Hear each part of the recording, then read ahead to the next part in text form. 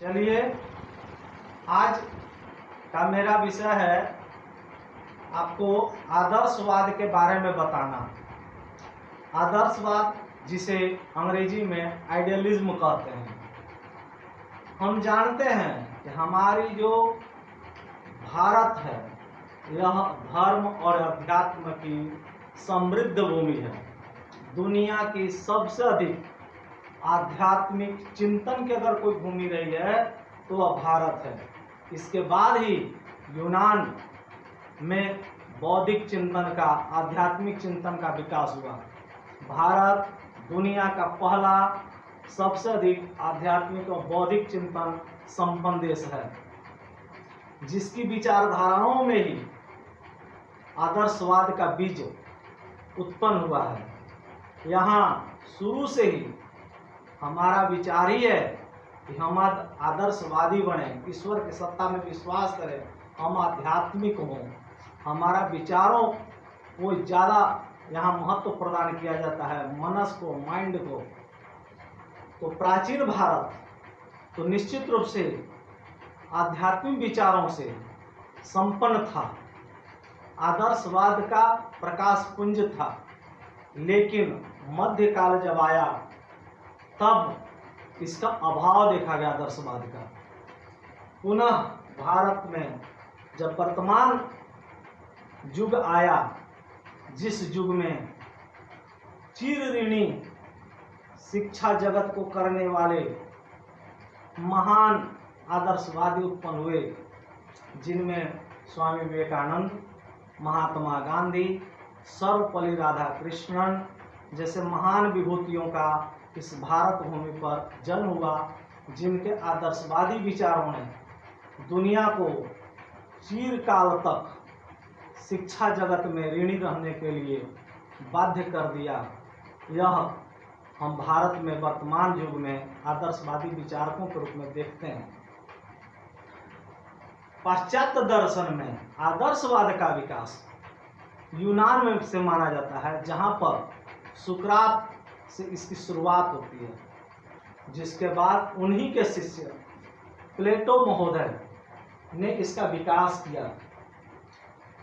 और वर्तमान काल में पाश्चात्य विचारकों में हम जानते हैं डेकार्ट महोदय, स्पिनोजा, कांट, हिगले, सेलिंग आदि प्रसिद्ध पाश्चात्य आदर्शवादी दार्शनिक हैं, जो आदर्शवाद के विचार के पोषक हैं, जिनके विचारों में आदर्शवाद परिलक्षित होता है, जिससे कि मानव स्वयं के अनुभवों की व्याख्या में आदर्शवाद या अध्यात्म की केंद्रीय भूमिका को पाता है। थेल्स ऐसा पहला व्यक्ति थे जिन्होंने ब्रह्मांड की रचना के विषय में तर्क प्रस्तुत किया था, जिनका काल 640 से लेकर 550 ईसा पूर्व माना जाता है। उसके बाद जेनोफिज महोदय ने अद्वैतवाद का प्रतिपादन किया पाश्चात्य दार्शनिकों में। ये सब पाश्चात्य दार्शनिक की बात हो रही है, जिसको कि यूनान के दार्शनिक सुकरात ने आगे बढ़ाया और उसी का विकास उनके शिष्य प्लेटो ने किया। तो भारत के बाद अगर आदर्शवाद की कोई भूमि रही है तो पाश्चात्य दर्शन में यूनान रहा है। चलिए, अब हम आदर्शवाद के अर्थ को देखते हैं। आदर्शवाद, जिसका अंग्रेजी आइडियलिज्म होता है, आइडियलिज्म का हिंदी रूपांतर है आदर्शवाद, जिसे प्लेटो के विचारवाद के सिद्धांत से माना जाता है। तो आदर्शवाद जो है, आइडियलिज्म दो शब्दों से मिलकर बना, आइडिया और इज्म। आइडिया का अर्थ हुआ आदर्श या विचार, और इज्म का अर्थ हुआ वाद। और उसमें जो एल अक्षर लगा हुआ, आइडियालिज्म, एल अक्षर लगने के संबंध में लोगों का ऐसा मत है उसे उच्चारण की सुविधा की दृष्टि से जोड़ा गया है। आदर्शवाद एक ऐसा समुदाय है जिसका आरंभ अतीत की परतों के नीचे माना जाता है।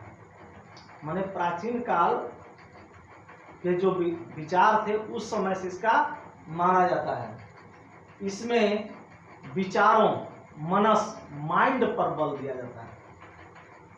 कुछ इसे प्रत्ययवाद, कॉन्सेप्चुअलिज्म भी कहते हैं। आज आदर्शवाद के अनेक स्वरूप मिलते हैं, जैसे आत्मनिष्ठ आदर्शवाद, निरपेक्ष आदर्शवाद, प्रपंचात्मक या प्रपंचवाद आदर्शवाद, व्यक्तिवाद आदर्शवाद, आधुनिक आदर्शवाद, नैतिक आदर्शवाद, सावयवी आदर्शवाद, चिन्द बिंदु आदर्शवाद, प्लेटो का आदर्शवाद आदि। ये सब इसके स्वरूप हैं। तो चलिए हम आइडियलिज्म के शाब्दिक अर्थ को समझे। अब हम इसकी परिभाषाओं पर चलते हैं। डीएम दत्ता ने आदर्शवाद के अर्थ को स्पष्ट करते हुए कहा है, आदर्शवाद वह सिद्धांत है जो अंतिम सत्ता आध्यात्मिक मानता है। एक और विचारक हैं, पश्चिमी विचारक हैं, हॉर्न महोदय का कहना है, आदर्शवादी शिक्षा दर्शन मानसिक जगत का मानव को अभिन्न अंग समझने की अनुभूति का विवरण है। तो हमने इन दो विचारों को देखा, परिभाषा को देखा। अब हम आदर्शवाद की विशेषताओं के बारे में बताने जा रहे हैं। आदर्शवाद की विशेषता निम्नलिखित है। पहला, यह मनस या विचार, मनस मतलब माइंड, मस्तिष्क, मनस, मन, विचार को ही यह सृष्टि की उत्पत्ति का आधार मानता है। दूसरा है, मन चेतना में होता है, कोई यंत्र जैसा कोई चीज नहीं है। तीसरा है, मन शरीर का अंग नहीं है, यह पार्ट्स ऑफ बॉडी में नहीं आता है, बल्कि यह स्वतंत्र है। चौथा है, मन की क्रिया की परिणति ही जड़ है। पांचवा है, बिना मन के भौतिक जगत का कोई अस्तित्व नहीं है। छठा है, जगत की रचना स्वदेश्य पूर्ण है, उद्देश्य के साथ हुआ है। सातवां है, मानव का जीवन सार्थक है, यंत्रवत नहीं है, किसी न किसी सार्थकता के लिए हुआ है। अब हम चलिए इसकी प्रिंसिपल्स को देखते हैं। इसके प्रिंसिपल्स क्या है, सिद्धांत क्या है। तो आदर्शवाद ने जगत को दो रूप में बताया है। आदर्शवादियों का ऐसा विचार है कि जगत के दो रूप हैं।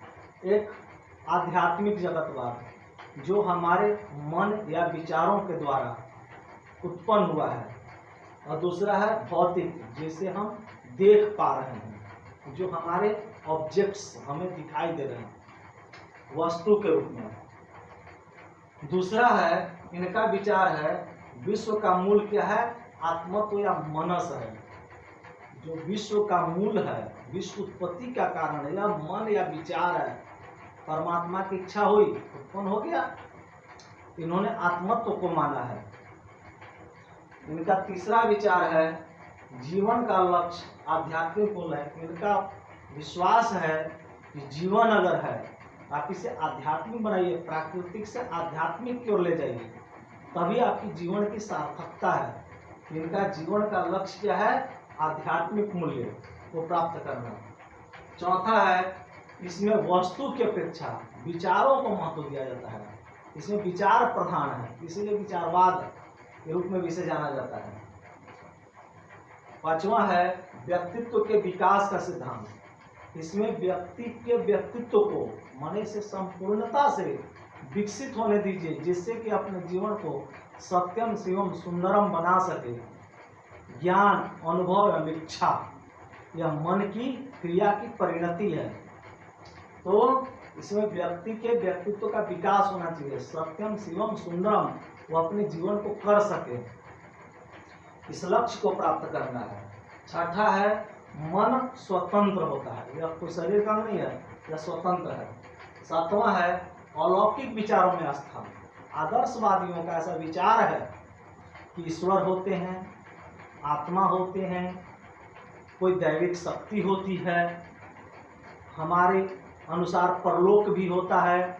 आदर्शवाद का विचार है कि परलोक भी होता है। ये सब क्या है, अलौकिक विचारों में इनकी आस्था रहती है। आठवां है अमरता में आस्था। ये विश्वास करते हैं कि आत्मा अमर है और यह शरीर नश्वर है। ईश्वर अंश जीव अविनाशी। ईश्वर एक ऐसी वस्तु है जो सदा सर्वदा अनंत काल, यह जब नहीं था तो भी थे और जब नहीं रहेगा संसार तो भी वह रहेंगे, और आत्मा भी अमर है और यह शरीर नश्वर है। अगला है शाश्वत मूल्यों में विश्वास। यह जो प्राचीन काल से विचार आ रहा है ऋषि महर्षियों का, उन विचारों पर विश्वास किया जाता है इसमें। अगला है सर्वोत्तम ज्ञान आत्मज्ञान है। सबसे बड़ा अगर कोई ज्ञान है आत्मज्ञान है, न कि भौतिक सुख समृद्धि को प्राप्त करने के लिए जो ज्ञान प्राप्त करते वह सर्वोत्तम ज्ञान नहीं है। इसमें आत्मज्ञान को सर्वोत्तम ज्ञान माना गया है। अगला है विभिन्नता में एकता। एको हम बहुत श्यामा, मैं एक हूँ बहुत रूपों में हूँ, इसमें विभिन्नता में एकता को स्थापित किया गया है। अगला है सृष्टि का आधार मन या विचार है। सृष्टि अगर है तो क्यों है, क्योंकि यह मन है, विचार है, परमात्मा की इच्छा है, इसलिए यह मन या विचार से सृष्टि का आधार है। अगला है मनुष्य संसार का सर्वश्रेष्ठ प्राणी। परमात्मा की जितनी रचना है उसमें सर्वश्रेष्ठ प्राणी इस विचारधारा के अनुसार मानव को माना गया है, क्योंकि वह संसार के सभी वस्तुओं पर अपना अधिकार जमाता है, सभी प्राणियों के ऊपर वह अधिकार स्थापित कर पाता है। अगला है भौतिक जगत की अपेक्षा आध्यात्मिक जगत का इसमें महत्व दिया जाता है। भौतिक जगत सिर्फ हम देख रहे हैं जो चीज, उसको प्राप्त करने से हमारा जीवन नहीं होगा। हमारा जीवन का उद्देश्य है हम परमात्मा को प्राप्त करें, हम अपने आत्मा के रहस्य को जानें, हम स्वयं को जानें, हु एम आई, में कौन हूँ, तभी हमारा आदर्शवाद का यह विचार है, ऐसा विश्वास है आदर्शवाद का। तो चलिए अब हम आगे देखते हैं कि आदर्शवाद में शिक्षा का कॉन्सेप्ट क्या है, कॉन्सेप्ट ऑफ एजुकेशन। तो आदर्शवाद को अगर शिक्षा में स्थान मिला है तो इसका श्रेय दिया जाता है प्लेटो को, पेस्टोलॉजी को, फ्रॉबेल महोदय को, जिन्होंने आदर्शवाद को, इस विचारधारा को, आदर्शवाद विचारधारा को शिक्षा में स्थान दिलाया है। तो चलिए इनके अनुसार, आदर्शवाद के अनुसार शिक्षा का क्या अर्थ होता है। तो सुकरात महोदय कहते हैं शिक्षा का तात्पर्य संसार के सर्वमान्य विचारों को, जो कि प्रत्येक मनुष्य के मस्तिष्क में स्वभावतः निहित रहते हैं, प्रकाश में लाना है। प्लेटो महोदय का ऐसा मत है, शिक्षा से मेरा तात्पर्य उस प्रशिक्षण से है जो बालकों में उचित आदतों के द्वारा सद्गुणों की प्रथम प्रवृत्तियां उत्पन्न करना है। तो हमने इसके अर्थ को देखा, कॉन्सेप्ट को देखा, जो शिक्षा का क्या इनका कॉन्सेप्ट है। उद्देश्य पर अब चलते हैं कि आदर्शवाद का उद्देश्य क्या है। इसका पहला उद्देश्य आत्मानुभूति, सेल्फ रियलाइजेशन, अपने आप को जानिए। दूसरा है वस्तु की अपेक्षा विचारों को महत्व दिया जाता है, वस्तु का ज्यादा महत्व विचार का है। तीसरा है जड़ प्रकृति, जो देख रहे हैं रचना, उसका महत्व नहीं है, उसमें मानव का सबसे अधिक महत्व दिया गया है। चौथा है आध्यात्मिक मूल्यों का विकास कीजिए आप, ईश्वर, आत्मा, ये सब चीजों का, आध्यात्मिक मूल्यों का विकास कीजिए, दैविक शक्ति प्राप्त कीजिए। इसमें पांचवा है विभिन्नता में एकता, अलग अलग देख रहे हैं लेकिन उसमें एकता लाइए, एक ही बीज के अलग अलग ये सब फल दिख रहे हैं, तो विभिन्नता में एकता स्थापित कीजिए, एको हम बहुत श्यामा। छठा है सभ्यता और संस्कृति का विकास, सिविलाइजेशन, कल्चर एंड सिविलाइजेशन का डेवलपमेंट होता है इसके द्वारा, यह उद्देश्य है डेवलपमेंट करना। सातवां है आत्म साक्षात्कार या आत्मानुभूति, सेल्फ रियलाइजेशन प्राप्त कीजिए आप। और आठवां है पवित्र जीवन की आपको प्राप्ति करना है। इस प्रकार से हमने आज यह पहला भाग में देखा। नेक्स्ट भाग में आदर्शवाद के और हम चर्चा करेंगे। धन्यवाद।